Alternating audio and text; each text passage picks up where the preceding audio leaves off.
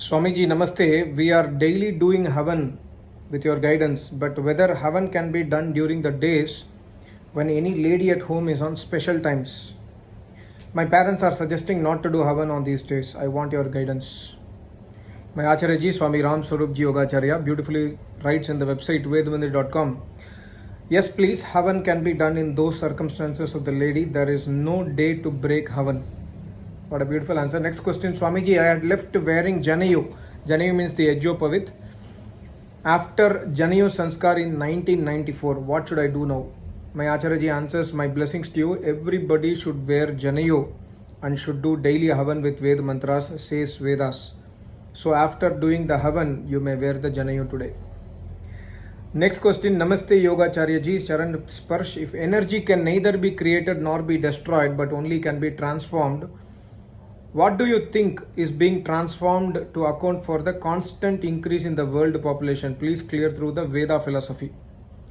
My Acharya answers, my blessings to you. Transformation means to change the form. For example, a paper is burnt, then paper is not destroyed but gets turned into ashes.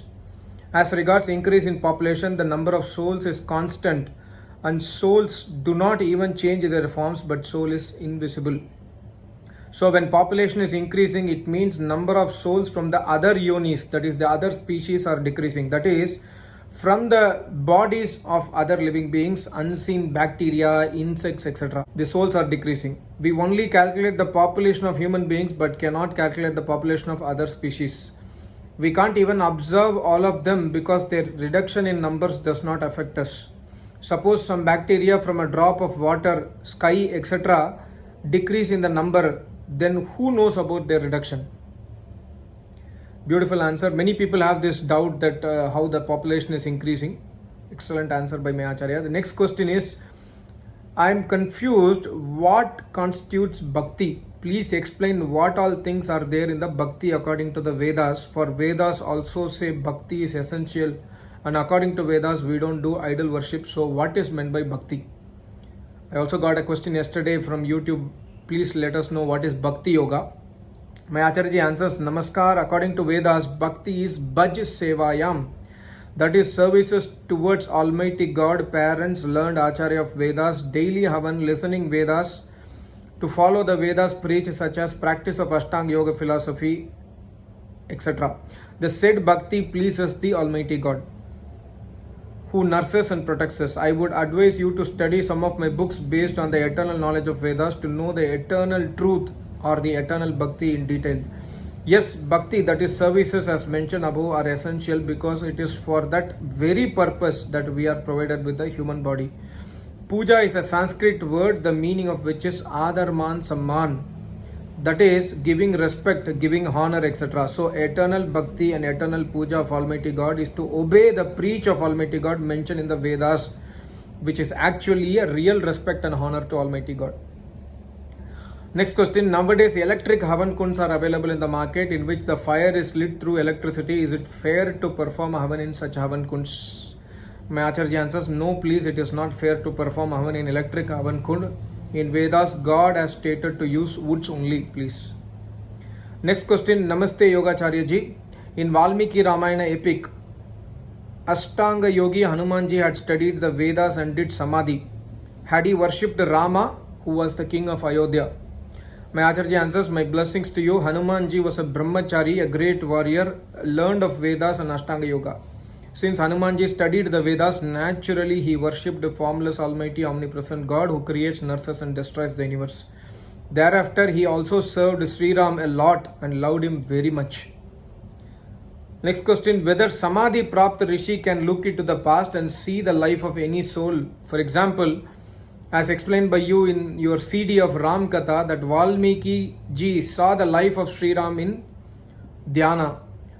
There are countless but constant number of souls. So whether a power of a yogi helps him to identify particular soul and also see all his previous countless births. My Acharya answers, yes, Samadhi Prapta Rishi can look into the past and see the life of any soul, but referring to even the past ancient times, mostly no Rishi has interest in the same due to the reason that divine pleasure is the supreme attainment, whereas baseless desires end. They only use the divine power for the benefit of the human beings, as done by Rishi Valmiki ji in case of Sri Ram. Today morning I got a question in YouTube with the same doubt. I hope that person got clarity from my Acharya's answers. Next question: is God brahmachari? Why should we perform brahmacharya before doing bhakti? My Acharya answers: Almighty God has unlimited pious qualities, amongst which some are that He is formless, omnipresent, omniscient, almighty, creates, nurses and destroys this whole universe. Yajurveda states that He is Shuddham Apapaviddham. That is, He is the purest and away from all kinds of sins. He is away from indulgence in any deed or facing the result of any deeds. So now you can yourself imagine from the above discussion about Almighty God. Brahmacharya is the first requirement to start the worship. In the absence of maintaining Brahmacharya, our body will not be purified and we will always lack physical and mental strength. 5 perceptions, 5 senses, man, buddhi cannot be controlled unless Brahmacharya is observed. Then nobody can meditate properly without Brahmacharya. Even the worship without Brahmacharya will also give heap of sorrows. Last question for today is: Pranam Guruji, please tell me what is abhimaan? My Acharya answers: abhimaan means to think himself superior to others as regards wealth, health, beauty, family background, education, etc. etc. It is controlled when a person makes contact with a learned Acharya of Vedas and starts daily havan, name jap of Almighty God, study of Vedic culture and hard practice of Ashtanga Yoga. Really beautiful question answers by my Acharya. I hope you enjoyed it.